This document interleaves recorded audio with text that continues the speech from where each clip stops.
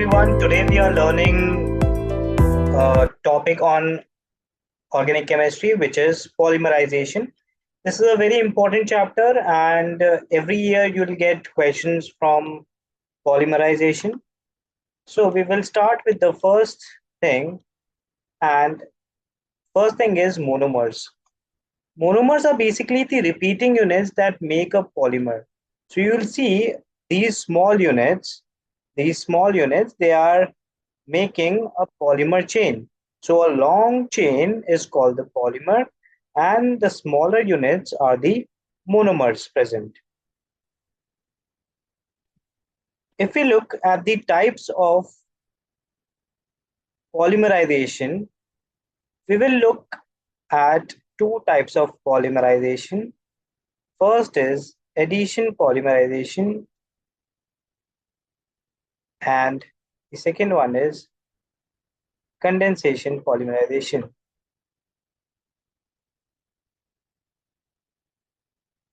Polymerization is basically a technique or the process of making polymers. So first we are making addition polymers. Let's understand addition polymers. In addition polymers, there are some points that you need to remember. First point is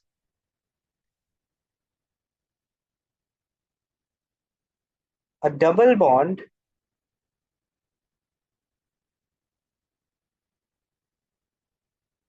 must be present. So it should be at least one double bond should be present, must be present for the addition polymer, to form addition polymer. Second, a single product is formed.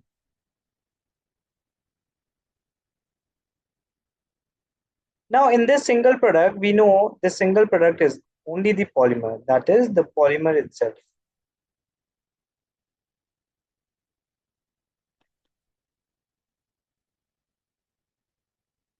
There is no byproduct. Let's take an example for a very basic alkene, which is ethene. We are taking n molecules. N is a very large number.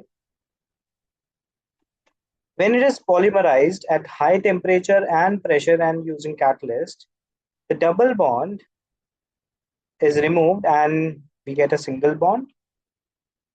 Both the groups, hydrogen atoms, are put top and down, and similarly with this carbon, and these two bonds are left free and a square bracket is used. This is N. This we call it as a repeating unit.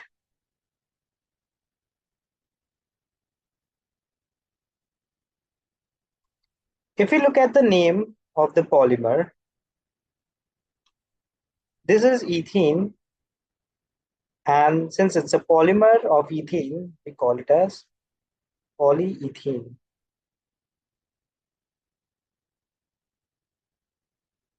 Let's take another example of chloroethene. One chlorine atom is present in chloroethene. Again, we are taking n molecules of chloroethene, and n is a very large number.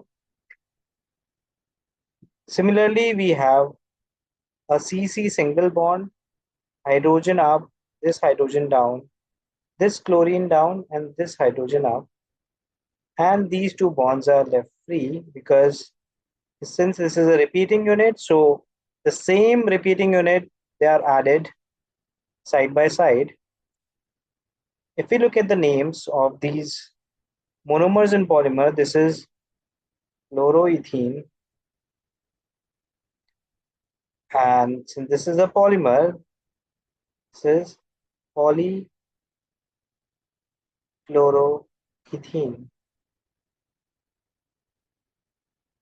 We also know this is a common name for vinyl chloride, and this is again a polyvinyl chloride,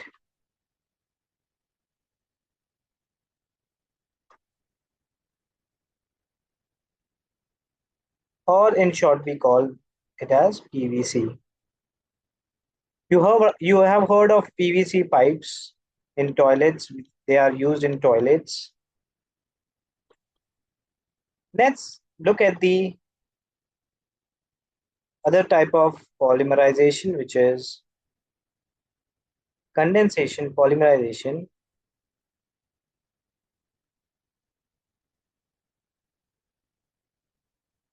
In condensation polymerization, again, there are some points that we need to remember. First point, two or more functional groups are present. Functional groups are present in the monomer. Secondly, along with the polymer,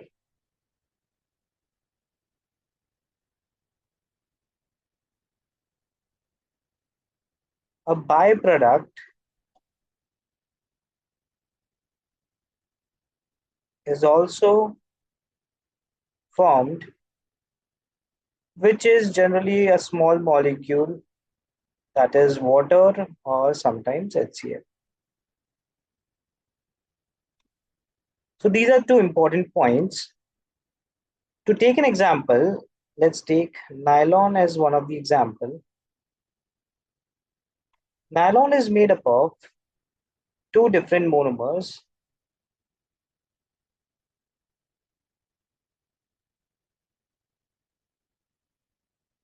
Monomer 1 is diamine and monomer 2 is dicarboxylic acid.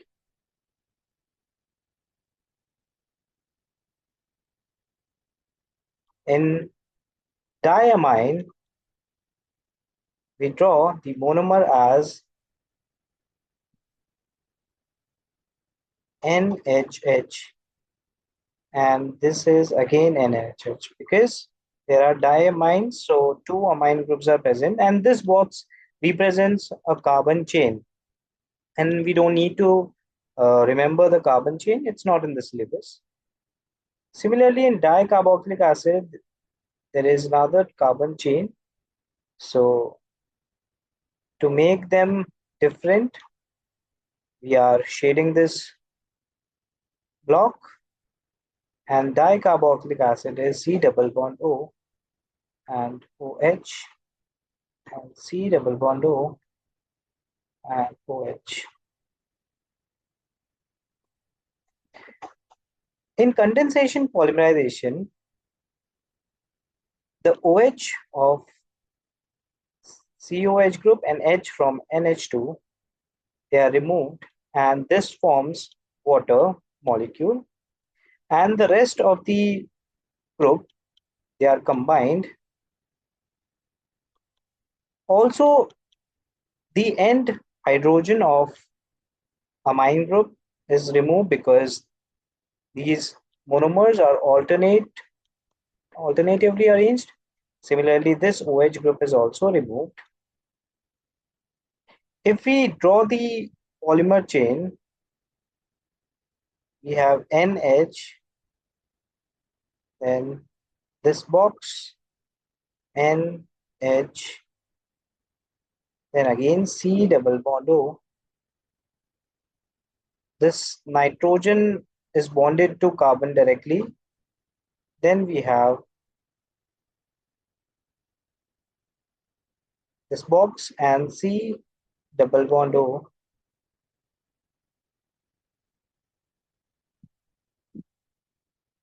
Now this is the repeating unit, plus we have N molecules of water as well. You can see here that this bond, which is formed between nitrogen and carbon, this is the amide linkage.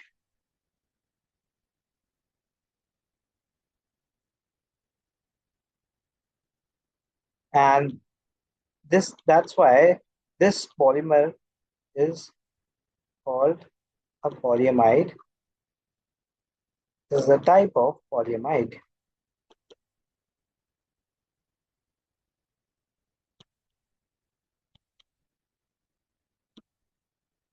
Next, we take an example of PET and another example of condensation polymer, which is PET. Again, in PET, we have two monomers, monomer 1 and monomer 2. In monomer 1, we have dicarboxylic acid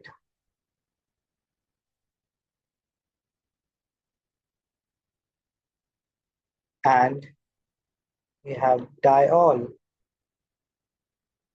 If we draw the monomers for dicarboxylic acid, so C double bond O, OH, C double bond O, and OH. And in diol, we have this represent a different carbon chain, so we are shading it. This is OH and OH. In this condensation polymerization, OH from COH and H from OH is removed, and this forms water. Similarly, OH is removed from this carboxylic acid as well as this H is also removed. If you look at the polymer change, which is formed, C double bond O, this box and C double bond O, it is connected with oxygen, and this is the carbon chain O. Now this is the repeating unit with N molecules of water that are formed. We have this as the linkage, and this linkage is the ester linkage. That's why this ET is also a type of polyester. There's another natural polymer, which is a protein. Proteins are made up of amino acids that has a general formula or the structure of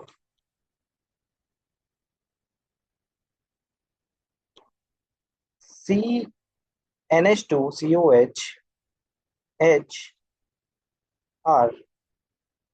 This R group is a different group, and according to different amino acids, the R group changes. This is amino acids.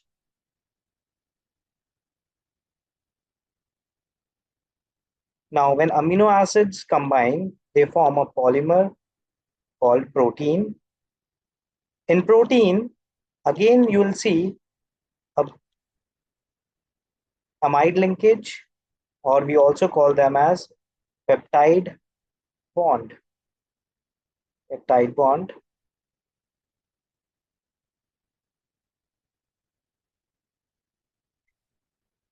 Polymerization, in condensation polymerization, the reverse reaction is called the hydrolysis. When the polymer is added with water in the presence of acid or alkali, they form the monomers. So I think that's it for polymerization. I hope you like the lecture. Thank you so much.